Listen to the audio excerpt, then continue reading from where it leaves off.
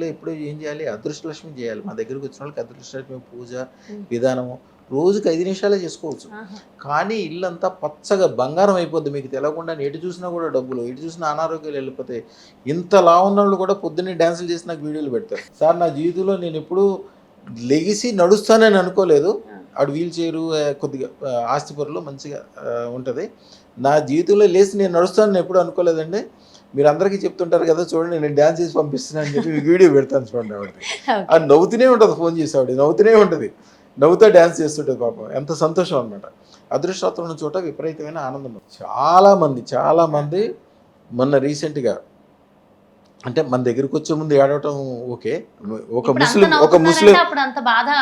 ముస్లిం ఆయనది ఉంటుంది నా ఛానల్లో, అదృష్టరత్న ఛానల్లో చూడండి. ఒక ముస్లిం ఆయనది ఉంటుంది.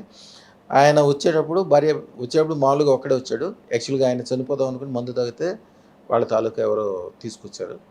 మన దగ్గరికి వచ్చిన తర్వాత అదృష్టరత్నం ఇచ్చాము, ఇట్లా అని చెప్పాము, చేసుకున్నాడు. తర్వాత నెల రోజుల తర్వాత వాళ్ళ బంధువులందరినీ తీసుకుని వచ్చాడు.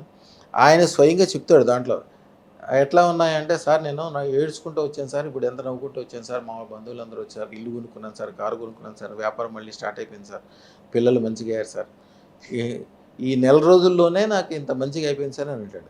యాక్చువల్గా మేము అదృష్టరత్నం పెట్టుకున్నప్పుడు మంత్రము తంత్రము ఇదన్నాలు చెప్తాం, కానీ ముస్లిమ్స్కి అవన్నీ చేయలేరు. చేయకపోయినా కూడా మేము ఆల్రెడీ పూజ యజ్ఞము బీజాక్షరాలు అన్నీ రాసి దాన్ని చేయాల్సిన శక్తి అంతా చేసి దాంట్లో చేసి పంపిస్తాం. కాబట్టి వాళ్ళకి సంబంధించిన దేవుడికి వాళ్ళకి దండం పెట్టుకోమంటాం. మన హిందువులు చేస్తేనేమో లక్ష్మికి సంబంధించి చేస్తాం. క్రిస్టియన్స్ ఉంటే వాళ్ళకి సంబంధించిన యేసు ప్రభువు చేసుకుంటారో వాళ్ళ సిస్టమ్ ఏది ఉంటుందో వాళ్ళ సిస్టంలో చేసుకోమంటాం. దానికి కూడా విధి విధానాలు ఇస్తాం.